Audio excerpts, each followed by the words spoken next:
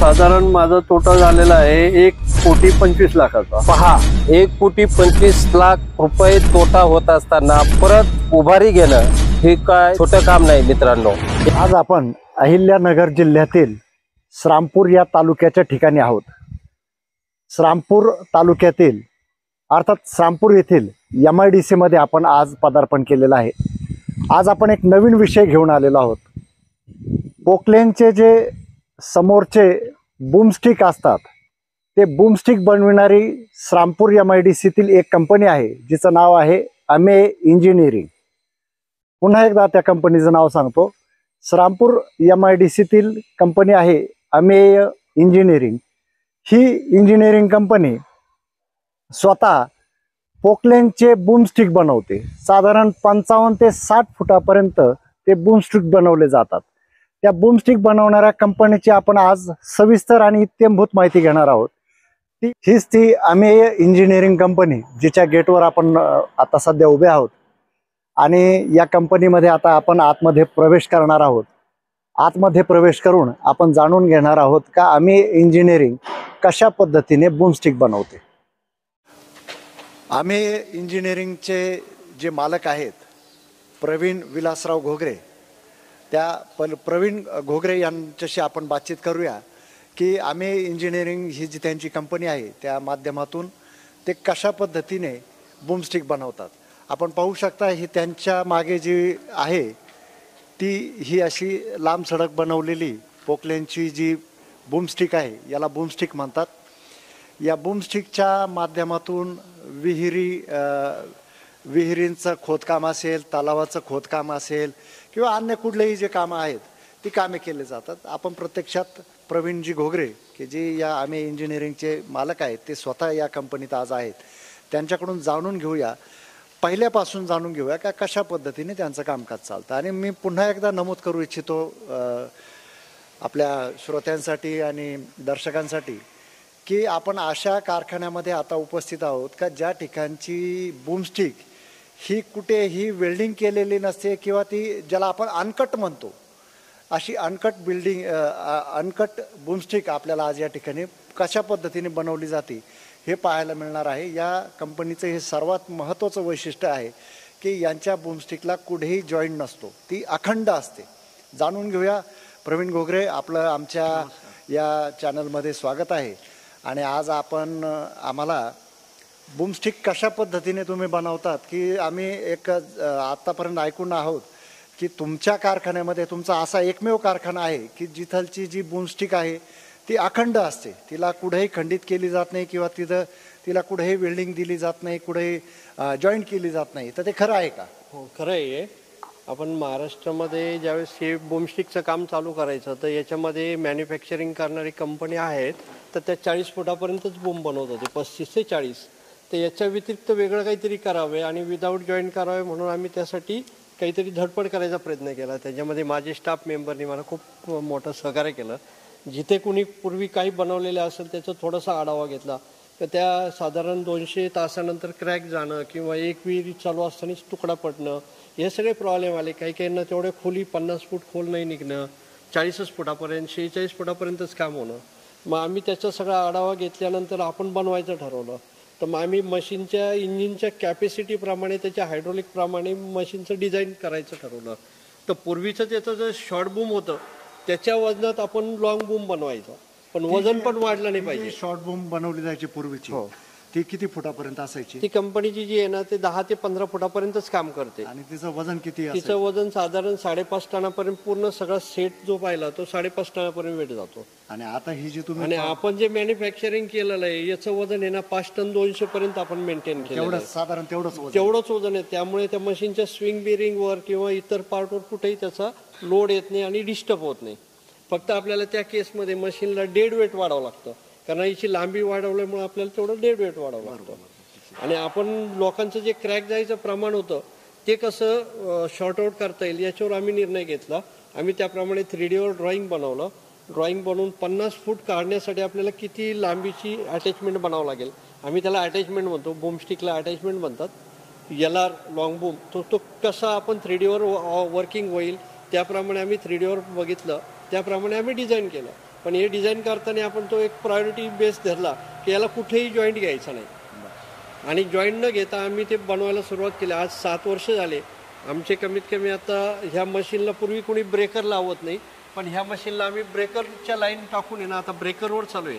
साधारण 2800 ते 2000 घंटे झाले, अजून क्रॅकचं प्रमाण 0 आहे. 4-4, 5-5 वर्ष झाले, लोकांचे रिपोर्ट पण चांगले आले. याच्यामध्ये आपल्याला डायरेक्ट कंपनीकडनं ऑर्डर येत नाही, कस्टमर ऑर्डर देतात, काही डीलर ऑर्डर देतात. आपल्या एका कंपनीच्या 25 ते 50 मशीनच्या ऑर्डर असतात. इथून आपल्या आंध्राला जातात, कर्नाटकला जातात, तामिळनाडूला जातात, गुजरातला जातात, राजस्थानला जातात. आणि एका कंपनीची समजा याच्यामध्ये मॅन्युफॅक्चरिंग कंपनी खूप आहे, JCB आहे, सॅनी आहे, टाटा आहे, लुगांग आहे, XCMG आहे. तर एका कंपनीच्या 20-20, 25-25 मशीनच्या ऑर्डर असतात. गेल्या वर्षी आपण 250 मशीनचं टार्गेट कंप्लीट केलं होतं. त्याच्यामध्ये फेल्युअर 1-2 किरकोळ फेल्युअर आले, नाही तर अजून पण ते अटॅचमेंट चालू आहे ते लॉंग पंप. सगळ्यात महत्त्वाची एक बाब आता तुमच्या बोलण्यातून जाणवली की तुमच्या बोलण्यात असं आलं का पहिला मुद्दा म्हणजे का ज्या 15 ते 30 फुटापर्यंतच्या ज्या पूर्वीच्या बूमस्टिक राहायच्या तर त्या तुम्ही आता 55 ते 60 फुटापर्यंत घेतात, परंतु त्याचं वजन वाढून देत नाही ते. येस, बरोबर का? साधारण एक 5 ते 6 टनाच्या दरम्यान जे वजन राहायचं पूर्वीच्या 30 फुटापर्यंत किंवा 20 फुटापर्यंतच्या बूमस्टिकचं अटॅचमेंट, ज्याला तुम्ही अटॅचमेंट म्हणतात, त्या बूमस्टिकला त्याच वजनामध्ये तुम्ही लांबी मात्र दिली आणि अशा पद्धतीने तुम्ही डिझाईन करतात, ज्याला तुम्ही काय म्हणतात, डेड वेट काउंटर वेट म्हणतात. तर ते काउंटर वेट तुम्ही स्वतः डिझाईन करतात, कशा पद्धतीने गरज आहे या मशीनला कशी गरज आहे आणि त्यानुसार तुम्ही ते डिझाईन करतात आणि मग ते डेड वेट देतात आणि त्यानंतर तुम्ही रचना करता, जेणेकरून ह्या ज्या बूमस्टिक आहेत त्या क्रॅक होत नाही आणि त्याचं तुम्ही जसं म्हटलंय फेल्युअर होण्याचं प्रमाण फार कमी आहे, 1-2 ते कुठेही होतच असतं. आणि दुसरा मुद्दा एक तुमच्या बोलण्यातून मला जाणवला, तुमच्या बोलण्यात आलं की आम्ही श्रामपूरसारख्या ठिकाणी आल्यानंतर असं वाटलं की फार तर तुमच्या या बूमस्टिक जिल्हाभरात जात असतील किंवा 1-2 जिल्ह्यात असेल, पण तुमच्या बोलण्यातून काही राज्यांचे नाव आले. तर म्हणजे भारतातल्या इतर राज्यांमध्ये सुद्धा तुमचे या बूमस्टिक जातात आणि साधारण महिनाभरात एका महिन्यात तुम्ही किती बूमस्टिकची निर्मिती करता? आता तशी माझी कॅपॅसिटी पूर्वी कमी होती, पण आता दिवसाला 2 मशीन आम्ही तयार करतो. दिवसाला 2 तयार होतात. आपल्या इथे पूर्ण स्टीम वर्क आहे, माझे स्टाफ मेंबर जेवढे आहे, आपण कॉन्ट्रॅक्ट बेस केलेली आहे, त्यामुळे लेबर पण आपल्याला डेली तसं होतं आणि कलर मारून फिनिश करून डेली 2 मशीन आपण बाहेर काढतो. किती स्टाफ आहे? सगळा टोटल स्टाफ किती तुमचा? तसं आमचा इंजिनिअरिंग स्टाफ आम्ही 5 जण आहे, बाकी सगळं आपण कॉन्ट्रॅक्ट बेसवर केलं. प्रत्येकाला सेपरेट डिपार्टमेंट दिलेलं आहे. त्यामुळे ते त्याचे प्रत्येक जण, एक जण बूम बनवतो, एक स्टिक बनवतो, एक काउंटर वेट वाढवतो, एक जण असेंब्लीला जातो, त्याप्रमाणे प्रोसेस होते. म्हणजे ही सायकल पद्धत आहे. बरोबर. आणि ह्या ज्या बूमस्टिक बनवल्या जातात, या बूमस्टिक नंतर तुम्ही डिस्ट्रीब्युटरला देतात, रिटेलरला देतात, कशी सेलिंग कशी राहते? याच्यामध्ये डायरेक्ट काही कस्टमर आहेत ना, म्हणजे आपण एखाद्याला दिलं, मोनोपोली झालेली आहे, कोणी कोणाला सांगतो पण तिथे बनवलं, त्यांची गॅरंटी चांगली आहे, मशीन पण चांगलं चालतं, खोली पण चांगली निघती, मग ते कस्टमर एकमेकाला सायकल सांगून येणं ऑटोमॅटिक माझ्याकडे जॉईन झाले. त्याच्यानंतर कंपन्या यायला लागल्या, कंपन्यांना आपला रिपोर्ट चांगला गेला, त्यामुळे कंपन्या आपल्याला जॉईन झाल्या. पूर्वी कंपन्या नव्हत्या आपल्याकडे. म्हणजे ग्राहकांचा भरोसा तुमच्यावर आतापर्यंत विश्वास निर्माण झाला आणि तो भरोसा आल्यानंतर मग माउथ पब्लिसिटीतून हे कंपन्यांपर्यंत गेलंय की आम्ही इंजिनिअरिंगमध्ये जे बनवलेलं प्रोडक्ट आहे, ज्याला आपण बूमस्टिक म्हणतो किंवा तुम्ही त्याला अटॅचमेंट म्हणतात, तर हे एक टिकाऊ आहे, टिकाऊ ज्याला दणकट म्हणतो आपण, ते आहे. म्हणूनच तुमची आता त्याची व्याप्ती वाढायला लागलेली. आणि तुम्ही सांगताय का दिवसाला तुम्ही 2 मशीन बनवता, म्हणजे हे फार झालं. म्हणजे महिन्याला तुम्ही 60 बूमस्टिक तर सहज बनवतात कमीत कमी. 60 मध्ये आठवड्याच्या सुट्ट्या असतात, 4 दिवसाच्या, त्या 50 धरू आपण, पण तरी महिनाभरात 50 बूमस्टिक ज्या आहेत इतक्या, म्हणजे हे जे आहे स्टील टोटल, या टोटल लोखंडी बूमस्टिक बनवणं, ते सगळं तयार करणं, हे काही म्हणजे सोपं काम नाही आहे. आणि तुम्ही ते बनवतात याचं म्हणजे फार मोठं विशेष आहे. तर आपल्याला या ठिकाणी जाणून घ्यायचं आहे कशा पद्धतीने यांचं कामकाज होतं. तर तुम्ही आम्हाला समजावून सांगा की कशा पद्धतीने बनवतात, सुरुवात कुठून होती याची? सुरुवात आपल्याला 40 फुटाची प्लेट येते, साधारण 9 फूट बाय 40 फुटाची प्लेट येते. त्याच्यामध्ये CNC मशीनवर ऑटोमॅटिक कटिंगचा प्रोग्राम दिसतो. बरं, ती आता प्लेट पाहायला मिळेल का आपल्याला? इथे समोर आहे प्लेट. चला या आपण ती प्लेट पाहूया.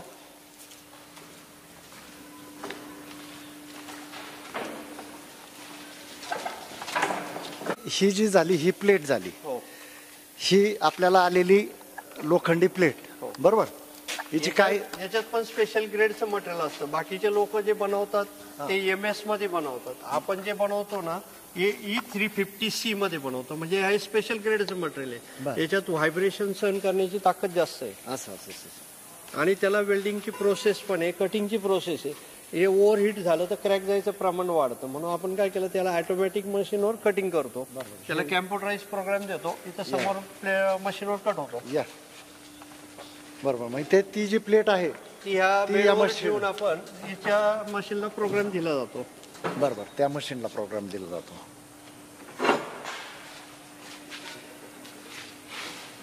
आणि त्याचे जे पार्ट आहेत तुम्हाला इथं दिसेल आपले कटिंग झालेले. या इकडं आपण हे झालं प्लेट इथं कटिंग होणार हा, आणि अशा अशा पद्धतीने कट होणार का ते?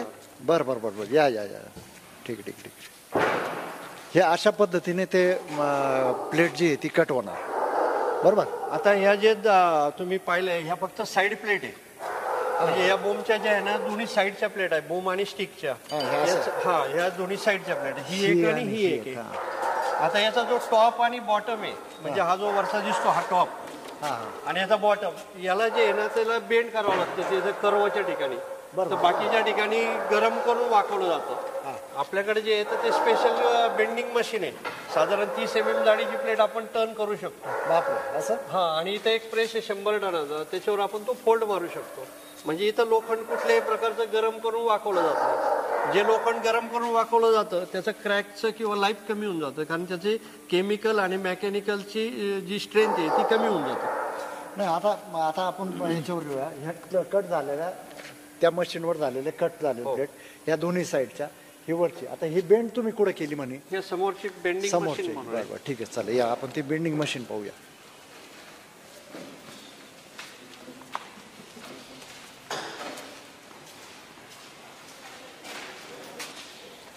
हा, ह्या या ठिकाणी बेंड केलं जातं. तर हिची कॅपॅसिटी साधारण 32 mm पर्यंत आपण जाडीच्या प्लेट वाकवू शकतो. हा हा. या मशीनवर पाहिजे तो आकार आपण देऊ शकतो. असं असं असं. याच्यानंतर मग तो फिटमेंटला घेतला जातो. आणि इथं जे काही फोल्ड असतात ज्याला टर्न नसतो, राऊंड नाहीये पण हा फोल्ड आहे, तर हा फोल्ड आपण समोरचा जो प्रेस आहे त्याच्यावर तो फोल्ड मारला जातो. म्हणजे लोखंड हा गरम होत नाही. लोखंड गरम नाही नाही. करायचं, तसंच त्याला त्याप्रमाणे. या मशीनद्वारे आपण त्याला कर्व द्यायचा, आपण वळण द्यायचं त्याला, किंवा ज्याला वाक द्यायनं म्हणतात आपण. बरोबर. वाक दिला. बरं, मग आता हे झालं इथपर्यंत. त्याचं जे व्हायब्रेशन किंवा जिथं लोड येतो ना त्याप्रमाणे आतल्या बाजूला आपण त्याचं पॅडिंग करतो. बरं. म्हणजे आतल्या बाजूला जे पॅडिंग वगैरे केलेलं आहे हा हा. तर ती स्ट्रेंथ तेवढी राहावं. जिथे जिथे लोड येतो तिथे तिथे आपण इन साईडला आहे ना तेवढा लोड हे केलेला आहे. बरं बरं. आणि सेकंड ज्याला ते जिथं फिटमेंटला जे बेरिंग हाऊसिंग म्हणतो आपण त्याला, हा ही. तर हे सगळे ना EN19 मध्ये स्पेशल ग्रेड मध्ये बनवलेले आहे. आणि याची वेल्डिंगची प्रोसेस वेगळी आहे. याला बुश स्पेशल क्वालिटीची आहे आणि त्या बुशला लॉक सिस्टीम पण आहे. हे असं अखंडामध्ये कुणी बनवत नाही की बुश पण. बुश पण ना हे सगळे तुकड्यामध्येच बनवतात. आपल्याकडे जे आहे ना जेवढे बुश फिटिंग वगैरे जेवढं आहे सगळं बिना joint one piece. One piece. म्हणजे इथं समोर तुम्हाला स्टॉकला दिसेल आहे. हा हा हा. हे त्याचे याला काय म्हणतात? बेरिंग. हे बेरिंग हाऊसिंग म्हणतो आपण त्याला. बरं बरं. हे अखंड आहे. हे सुद्धा म्हणजे इतर ठिकाणून जे आता ते कट असतात. कट असतात किंवा Joint राहतात त्याला मटेरियलच्या ग्रेडवर पण डिपेक्ट असतो. बरं बरं तर बरं. हे जे स्पेशल ग्रेड मध्ये मटेरियल वापरतो EN19 मध्ये वापरतो आपण. बरं बरं बरं. बरं आता हे झालं, याला आपण दिला बाक. यानंतरची प्रोसिजर काय आता? त्यानंतर हे असे फिटमेंट चालू करतात. म्हणजे त्याला आहे ना बेसवर ठेवून आपल्याला त्या दुसऱ्या शॉपला बघायला मिळेल. चला ना, जाऊ ना.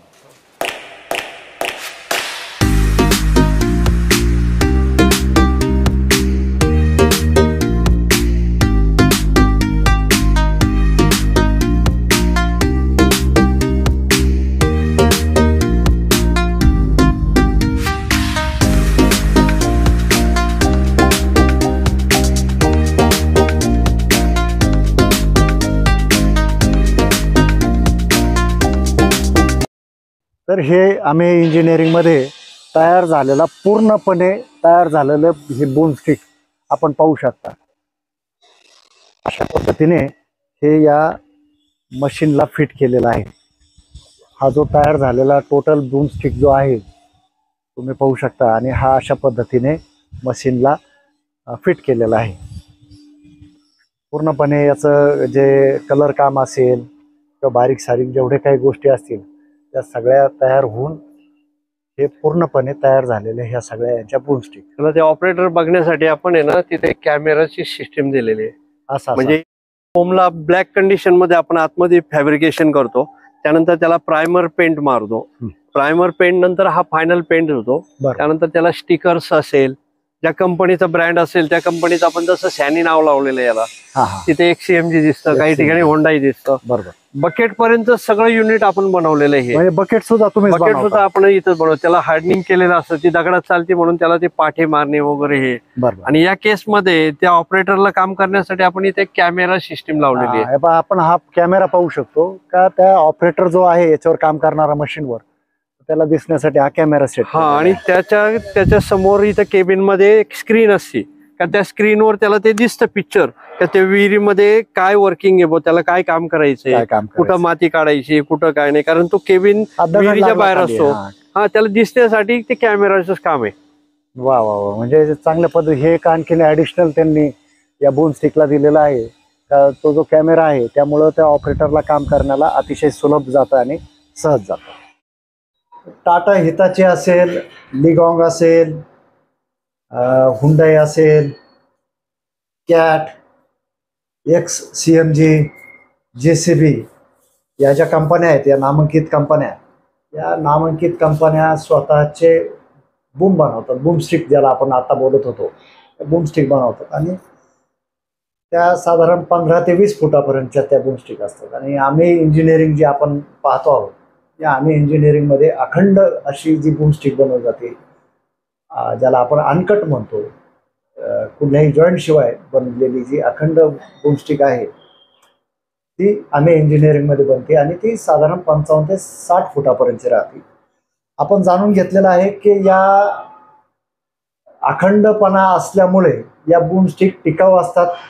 त्या मटेरियल जे त्याचं वापरलं गेलेलं असतं ते चांगल्या दर्जाचं असतं.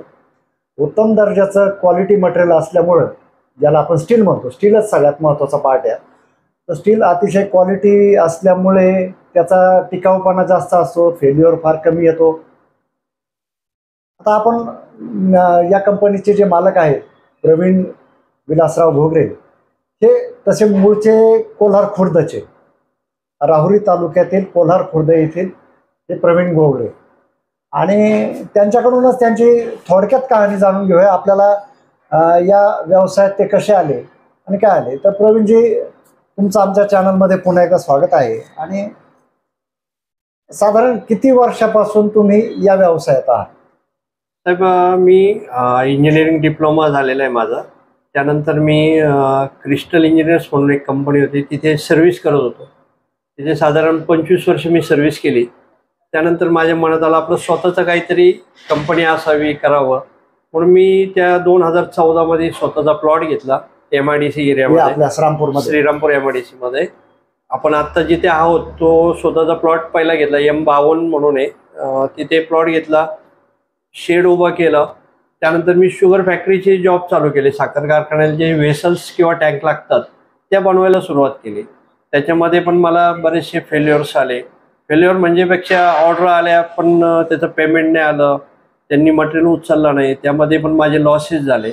मग आम्ही त्या पिरियडमध्ये ते लॉसेस कसे भरता येईल त्याप्रमाणे वेगवेगळे कामं करत गेलो. कोणाचे स्ट्रक्चरचे कामं असेल, पुढे वेगवेगळे फॅक्टरी बिल्डिंग असेल त्या बनवायला, त्याचं डिस्पॅच केलं. त्यानंतर आम्हाला नोएडाची एक कंपनी एक्झॅक्ट म्हणून, जी पूर्ण शुगर प्लांटची ऑर्डर घेते, त्यांचे कामं आम्हाला आले. आम्ही ते कामं इथून एक्सपोर्ट पण केले. तर त्यामुळे आम्हाला ती कंटिन्यू चाईन बसून गेली. पण लॉकडाऊनमध्ये असं झालं की कामं सगळीकडे बंद झाले. मग आता करायचं काय? कोविड पिरियडमध्ये आता आपण काहीतरी वेगळंच विचार करायला पाहिजे. कारण तो असं झालं का आमची कंपनी, सगळ्या कंपन्या बंद होत्या, पण मी स्पेशली MIDC कडनं आणि गव्हर्नमेंटकडनं परमिशन घेऊन मी माझं युनिट चालू ठेवलं होतं. कारण मला त्यावेळेस त्या ऑर्डर वेगळ्या होत्या, कारण त्याला टार्गेट होतं, मला पॅनल्टी होती. मग ते करत असताना मी म्हटलं आपलं स्वतःचं काहीतरी एक प्रॉडक्ट असावं, काहीतरी वेगळं करावं. तर काही माझे मित्र कंपनी किंवा मशीनवाले मला म्हणाले, साहेब तुमचं एवढं मोठं सेटअप आहे, तुम्ही मेकॅनिकल इंजिनियर आहे, तर आम्हाला एक पोकलेन मशीनला जे विहीर खोदण्यासाठी लोक बनवतात तर ते इथं जवळपास सोय नाही आहे, आणि असेल तर ते बनवून जर आणलं तर त्याचं क्रॅकचं प्रमाण जास्त आहे, आणि ते लोक परत आमच्या कंपनीत घेऊन या म्हणतात रिपेअरिंगला. तर रिपेअरिंगला नेणं आणणं आणि हे मशीनसाठी खूप मोठा ट्रेलर लागतो, तर वाहतूक पण परवडेबल नाही आहे त्यांना. त्यामुळे त्यांनी आम्हाला सांगितलं, साहेब तुम्ही याच्यातनं काहीतरी डेव्हलप करा. मग आम्ही सहज सिरियसली घेऊ नाही घेऊ असं चर्चा करता करता मी आणि माझ्या इंजिनियरने थोडंसं विचार केला, करू आपण प्रयत्न, पण करताना आपण थोडंसं वेगळं करू. मग आम्ही ज्यांनी बनवलेले असेल, त्यांचे फेल्युअर असेल, त्या थोड्या स्टडी केल्या, व्हिजिट केल्या. का बरं क्रॅक जातं, याचं प्रॉब्लेम काय आणि याचं वर्किंग काय. आता हे लॉंग बूम आम्हाला सगळं नवीनच होतं, आम्ही त्यात कधी पडलेलोच नव्हतो. मग आम्ही 1-2 मशीनच्या साईट व्हिजिटला गेलो, तिथे आम्ही बघितले, त्यांचे फेल्युअर बघितले, त्यांचं वर्किंग बघितलं, त्यांच्या मशीनच्या कॅपॅसिटी बघितल्या. आम्ही सगळे मेजरमेंट, फक्त मशीनचे मेजरमेंट आणले आणि त्या त्या बूमस्टिक किती वजनाचे असतात, काय असतात, सगळं स्टडी केला. त्यानंतर आम्ही एका मशीनचं बूमस्टिक जुनं जे असतं कंपनीचं फिटेड, त्याचं वजन केलं. त्याचं साधारण 5 ते 5.5 टन वजन भरतं. मग हे मशीन जर 5.5 टनाचं वजन सहन करते बूमस्टिक, तर या केसमध्ये आपण फक्त लॉंग बूम करताना वजन एवढंच मेंटेन करू का ती मशीन इझिली चालेल. वजन वाढून द्यायचं नाही याची काळजी घेतली आम्ही. मग त्याप्रमाणे आम्ही 3D वर ड्रॉइंग केलं. ड्रॉइंग केल्यानंतर ते बूमचं ड्रॉइंग झालं, त्याचं वजन चेक केलं, वजन आपलं मेंटेन होतंय. पण आपल्याला याला विदाऊट जॉईंटमध्ये बनवायचं, आणि जिथं लोड येतो तिथं आपल्याला ब्रेकिंग आतमध्ये त्याचा लोड डिवाइड करण्यासाठी आतल्या बाजूनी सपोर्टिंग वाढवायचं. पण सपोर्टिंग वाढवताना वेट पण वाढलं नाही पाहिजे याचा पण विचार केला पाहिजे.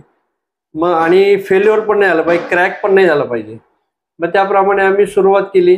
आम्ही 3D वर ड्रॉइंग केलं तर 50 फूट परफेक्ट, म्हणजे 51 फूट झालं तरी चालेल, त्या केसमध्ये आपल्याला किती लांबीचं अटॅचमेंट बनावं लागेल, म्हणजे किती लांबीचा बूम बनावा लागेल आणि स्टिक बनावं लागेल याचा विचार केला. आता आपण तसं जर पाहिलं तर हा जो बूम दाखवलेला आहे कंपनीचा, हा जो बूम आणि स्टिक आहे याचं सगळ्यांचं मिळून 5.5 टन वजन येतं. बरोबर. आणि आपण जो बनवतोय 50 फुटाचा साधारण हा बूम आहे, तर याचं वजन पण आहे ना आपण 5.5 टनाच्या आत घेतलं. बरोबर. म्हणजे जास्तीत जास्त 4,800 पासून सुरुवात होतं तर 5 टनापर्यंत. ते पण का 4,800 ते 5 फरक काय, तर मशीनची जशी कॅपॅसिटी असेल त्याच्याप्रमाणे याचं बकेटचं डिझाईन होतं. म्हणजे मशीन जर थोड्या कॅपॅसिटीचं, कमी कॅपॅसिटीचं असेल आपण बकेटची साईज आपण फरक पाहू शकतो का. हा जो कंपनीचा असतो बूम, तर याची लांबी रुंदी काय आहे हे आपल्याला चित्रात दिसते, आणि ऍक्च्युली यांच्या कंपनी जो बनवला जातो तो किती, आणि त्याच वजनाचा, विशेष म्हणजे त्याच वजनाचा बूम लांब पद्धतीने त्याने डिझाईन केलेला आहे. एका बूमची साधारण किंमत काय असते, एक बूम जर. आता याच्यामध्ये बूमची किंमत कशी असते, कंपन्या काय काय मटेरियल त्याच्याबरोबर देतात त्यावर आपला डिपेंड असतं. तुमच्याकडे जे बूम बनवला जातो तर तो बूमची किंमत साधारण ग्राहकांना GST सह साधारण 13 ते 14 लाखाच्या दरम्यान बसतो. त्याच्यामध्ये त्या कंपनीकडनं काही पार्ट दिले गेले, समजा त्या कंपनीकडनं काही सिलेंडर वगैरे असतो, आपण जे म्हणतो सिलेंडर्स किंवा पिन वगैरे, तर त्या जर सप्लाय केल्या तर त्यातनं प्राइस कमी होऊन जाते. बरोबर. म्हणजे असे, आणि लांबीप्रमाणे समजा काहींना 40 फुटाचाच बूम बनवायचा असतो, काहींना 45 फुटाचा बूम असतो, काहींना 50 फुटाचा. त्या लांबीप्रमाणे प्राइजेस थोड्या कमी असतात. 55 ते 60 फूट या दरम्यानचा जो बूम राहतो तर त्याची एक किंमत काय असते, समजा काहीच कंपनीने तुम्हाला दिलं नाही तर साधारण तुम्हाला ते 13.5 लाखापर्यंत बसून जातं. 13.5 लाख जीएसटी सर. आणि तुम्ही महिनाभरात साधारण 50 ते 55 पर्यंत बूम बनवता. म्हणजे फार मोठा व्यवसाय श्रामपूर सारख्या ठिकाणी अहिल्यानगर जिल्ह्यामध्ये आपल्याला पाहायला मिळतोय का. MIDC मध्ये हा उद्योग आहे आणि याची बऱ्याचशा लोकांना माहितीच नाही अद्यापर्यंत, की म्हणजे विचार करा का 13.5 ते 14 लाखापर्यंत जर एक बूम स्टिक बनवली जाते, एक बूम बनवला जातो, आणि त्याचं प्रोडक्शन जे आहे, त्याचे जे उत्पादन आहे ते साधारण महिन्याला आपण 50 धरूया. इतका मोठा व्यवसाय श्रामपूर सारख्या ठिकाणी आहे. हा आपल्या श्रामपूर तालुक्यासाठी, आणि त्यातले त्यात हे मूळचे आपल्या कोल्हार खुर्दचे आहे, त्याच्यामुळे गावाच्या दृष्टीने सुद्धा हा मानाचा तुरा आहे. आणि ही गोष्ट त्यांनी प्रसिद्धीपासून फार लांब राहिलेली आहे. प्रवीण घोगरे आतापर्यंत कधी ते प्रसिद्धीच्या झोतात आले नाही. आणि मला एक विचारायचं, या बूम स्टिकचा काही लोकांना हेच माहिती नाही का बूम स्टिकचा उपयोग कशासाठी. ठीक आहे, पोकलेन बऱ्याच जणांनी पाहिलेला आहे, JCB पाहिलेला आहे उकारताना. खूप लोक आहेत असे का ज्यांना तेही माहिती नाही का बुवा हे काय आहे. आता ठीक आहे, तुम्ही त्या क्षेत्रातल्या मला अगोदर सांगा तुमचं शिक्षण काय झालेलं आहे. माझं डिप्लोमा झाला मेकॅनिकल झालं. मग तुम्ही म्हणजे या क्षेत्रातले मेकॅनिकल क्षेत्रातलेच डिप्लोमा होल्डर असल्यामुळे त्यांना याची फॅब्रिकेशनची पूर्ण माहिती आहे. आता माझा दुसरा प्रश्न आहे का किती वर्ष झाले, नाही अगोदर मला हे सांगा या बूम स्टिकचा उपयोग काय. पुढे जोडली जाते, ज्याला आपल्या ग्रामीण भाषेत सोंड बांधतात. ते जसं आपलं तोंड राहतं तसं हे आपल्या काय कसलं ते पोकलेनचं हे सोंड राहतं असं म्हणूया ग्रामीण भाषेत आपण. बरं जण दारतीची सोंड पहा कशी लागते. तर हा झाला विनोदाचा भाग, परंतु त्याला इंग्रजीमध्ये बूम स्टिक म्हणतात. तसंच तुम्ही सांगितलं त्याला काय अटॅचमेंट होतं, लॉंग बूम म्हणतो आपण त्याला, लॉंग बूम म्हणतात. तर आपल्याला हे बूम जरा जास्त सोपं जाईल असं मला वाटतं दर्शकांसाठी. तर याचा उपयोग कशासाठी होतो. आता पहिली गोष्ट सांगतो, कंपनी जी बनवत होती याचा जो उपयोग होता हा रोडच्या कामासाठी. रोड बनवायचे, रोडची खोदाई असेल किंवा पाईपलाईन असेल, या किरकोळ कामासाठीच, लेवलिंग असेल त्या कामासाठी व्हायची. पण आता पूर्वी जे आपण विहीर खोदायला जे लोक मॅन्युअली विहीर खोदायची किंवा यारी लावून खोदायची, तर ती विहीर खोदायला साधारण 1 वर्ष 6 महिने हे साधारण एवढे पिरियड जायचे का ती विहीर होत नसायची. आणि पुढे खाली हार्ड लागल्यानंतर काम बंद व्हायचं किंवा लेबर काम करायला टाळायला लागले. तर मग याच्यावर सबस्टिट्यूट म्हणून काय करायला पाहिजे, शेततळं करायला. शेततळं करताना काय होतं, माती खूप लांबवर वरती हाईटवर टाकावं लागते. आणि विहिरीतनं वरती मटेरियल आणायला पूर्वी यारी होती, तर यारीचं फेल्युअर जास्त व्हायचं. वायर तुटणं, खाली लेबरच्या अंगावर दगड पडणं किंवा दगड ऑटोमॅटिक पडणं, विहीर ढसाळणं, हे प्रकार जास्त व्हायचे. तर आपण याच्यावर सोल्युशन म्हणून काय केलं का याला ह्याच मशीनला ह्याच कॅपॅसिटीचा लॉंग बूम बनवून आपण प्रयोग करू, रुंदी वाढवू. तर साधारण ह्या मशीन जे आपण बनवतो हे लॉंग बूम, तर यांनी ती विहीर आहे ना 5व्या ते 6व्या दिवशी कम्प्लीट होती. आता आता माझे काही कस्टमर आहेत का ते 4थ्या दिवशी मशीन 50 फुटाची कम्प्लीट करून देतात. आणि म्हणजे सांगण्याचं तात्पर्य काय का विहिरीचं खोदकाम असेल ज्याला त्यांच्याच बोलण्यात आलं का पूर्वी 6 महिने ते वर्षभर लागायचं. आणि विहिरीचे हे जे दरड कोसळून अपघातही झालेले, अनेकांचे मृत्यू त्यात झालेले आपण ऐकलेले आहे जुन्या काळामध्ये. तर आता अत्याधुनिक तंत्रज्ञानाच्या माध्यमातून त्यांनी लॉंग बूम बनवल्यामुळे शेततळ्याचं काम असेल, साठवण तलावाचं काम असेल, विहिरी खोदण्याचं काम असेल, पाईपलाईन असतील, रस्ते खोदाईचे काम असतील, हे सगळे कामासाठी या बूम स्टिकचा वापर केला जातो. मूळचे तुम्ही शेतकरी कुटुंबातले आणि तुमची घरची जी परिस्थिती पूर्वीची ती काय अशी काय फार औद्योगिक उद्योजक कुणी मला नाही वाटत. नाही, कोणी नव्हतं. तुमच्या घरात कुणी वडील पण शेतकरी, वडीलही शेतकरी, एक साधं शेतकरी कुटुंब. कोलार खुर्द एक छोटंसं गाव, त्या खेडेगावामध्ये शेतकरी कुटुंब आणि असं उद्योग व्यवसायात पडण्याचं काही नाही. पण अचानक तुम्ही श्रामपूरला, किती वर्षापूर्वी श्रामपूरला आले. श्रीरामपूरला येऊन मी आज 20 वर्ष झाले मला. श्रामपूरला येऊन 20 ते 22 वर्षाचा काळ गेला. आणि बूम स्टिक प्रत्यक्षात तुम्ही बनवायला लागले कोविड पासून म्हणजे एक साधारण 5 ते 7 वर्ष होती. 5 ते 7 वर्षापासून बूम स्टिक या व्यवसायामध्ये प्रवीण घोगरेंनी अतिशय चांगल्या पद्धतीने काम चाललेलं आहे.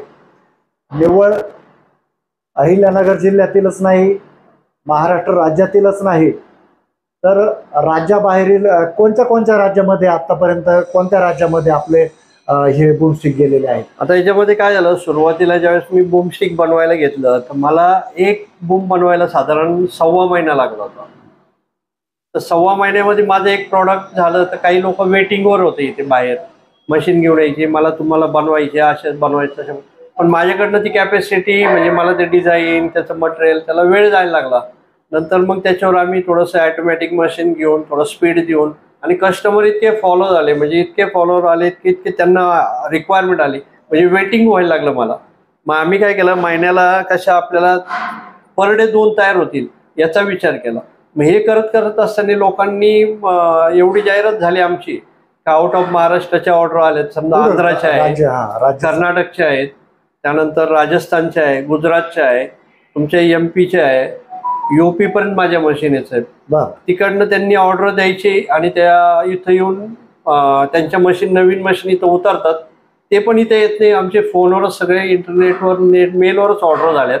त्यांनी मला अजून बघितलेलं नाही, मी त्यांना बघितलेलं नाही. बरं, फक्त फोनवर झालं. त्यांनी माझी जाहिरात बघितल्या किंवा लोकांनी माझे व्हिडिओ टाकले किंवा त्या भागातले ऑपरेटर आहेत जे मशीन ऑपरेट करतो, तो सांगतो की ह्या मशीन जर यांचं फिटिंग केलेली बूम असेल तर त्याने आपल्याला वर्किंग चांगलं होतं, मशीनवर लोड येत नाही, मशीनचा ॲव्हरेज चांगला मिळतो.